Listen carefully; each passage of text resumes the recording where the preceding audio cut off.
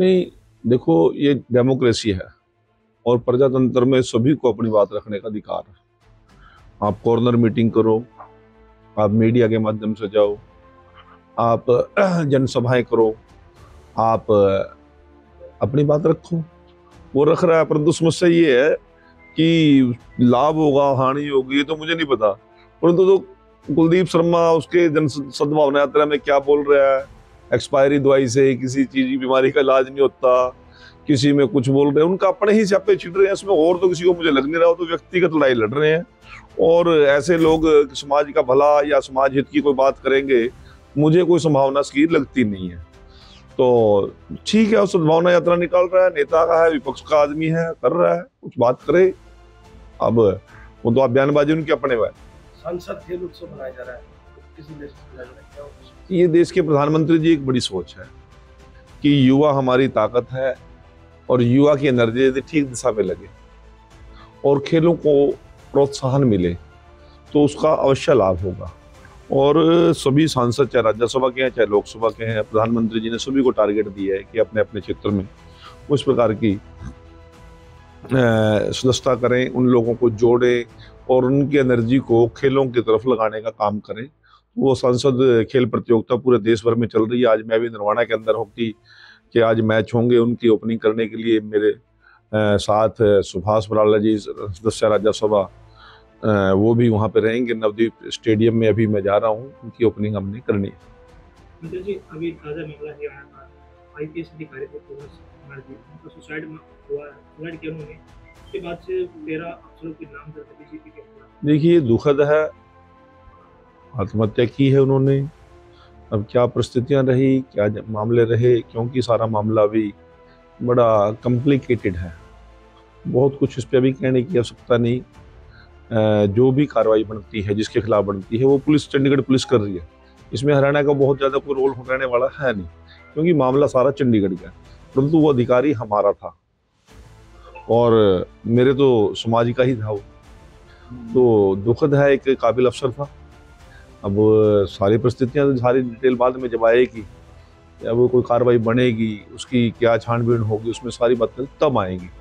परंतु कुल मिला के ये दुर्घटनापूर्ण है, एक कामयाब अफसर का इस प्रकार से चले जाना। जीएसटी को लेकर लोगों की खुशी भी है।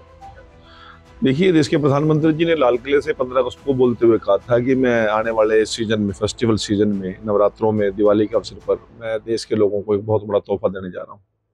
और स्वाभाविक है कि वो 20 दिन के अंदर ही जीएसटी की स्लैब को लेवल पे लेके आए। 2 स्लैब बनाएंगे, 18% और 5%।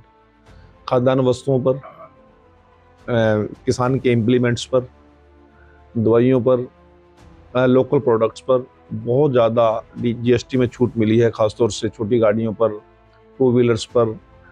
और डेली जो कंज्यूम की चीज़ें हैं, जिनसे परिवार को एक बहुत बड़ी राहत की आवश्यकता थी, वो राहत मिली है। उत्साह है पूरे देश के अंदर और व्यापार के अंदर भी एकदम से उछाल आया है इस फेस्टिवल सीजन के अंदर। मैं तो एक दिन कैथल में विजिट किया था, जीएसटी को लेकर लोगों के बीच में गया था। तो मैं जब गया नवरात्रों के दौरान 22 तारीख को, शायद 23 को, तो मोटर्स जो छोटी गाड़ियां हैं उनकी सेल, बम्पर सेल चल रही थी। ट्रैक्टर एजेंसी में गया तो ट्रैक्टरों की बम्पर सेल चल रही थी। तो एक देश की तरक्की का एक अच्छा रास्ता है और लोगों को राहत मिली है। किराना की दुकान पे गया तो किराना के अंदर भी बहुत लोगों को राहत है और देश मजबूत होगा, अर्थव्यवस्था मजबूत होगी। मोदी जी का और केंद्र की माननीय वित्त मंत्री जी का और हमारे फाइनेंस डिपार्टमेंट के अधिकारियों का एक महत्वपूर्ण भूमिका है। मैं उनका आभार प्रकट करता हूँ। और माननीय मुख्यमंत्री जी के निर्देशानुसार हरियाणा में लगभग 4000 करोड़ रुपया कंज्यूमर को एक साल में सेव होगा, उपभोक्ता को बचेगा 4000 करोड़ रुपए पर ईयर। मंत्री जी, जो सुसाइड किया उसमें एक बात सामने आई कि ऑस्ट्रेलियन को लेकर टॉर्चर किया गया, तो क्या क्योंकि अफसरशाही में नहीं, आप अपने तरीके से बात कर रहे हो, आप भी मौके पे नहीं है ना, सुने सुनाई कह रहे हो। मेरे को भी इतनी ही पता जितनी तो आपको पता है।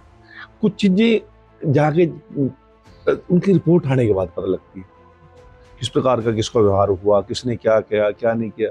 अभी ये सारा का सारा अंडर उसके है अब उसमें बहुत ज्यादा टिक्का टिप्पणी करनी मेरे जैसे लेवल के आदमी पर ठीक नहीं है। वो पॉजिटिव भी हो सकती है, वो नेगेटिव भी हो सकती है। अब आपके लिए तो खबर बन जाएगी, परंतु दुखद परिवार के साथ क्या होगी?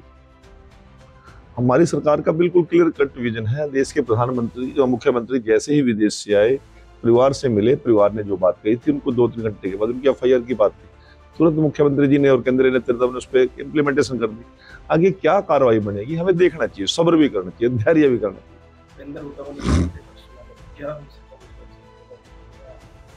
तो कह तो दिया अभी, एक्सपायरी दवाई से किसी ट्रीटमेंट होता है क्या? मैंने थोड़ी किया, सबसे लाडला आदमी है कुलदीप शर्मा, उसने कह दिया। बड़ी स्थिति खराब है ना, नेता है ना, नियत है ना, कोई कंट्रोल है इनका। बेचारे भाग बताऊं टाइम पास काट रहे, काटने तो 4 साल कोई जरूरत नहीं हम बदल लेने की।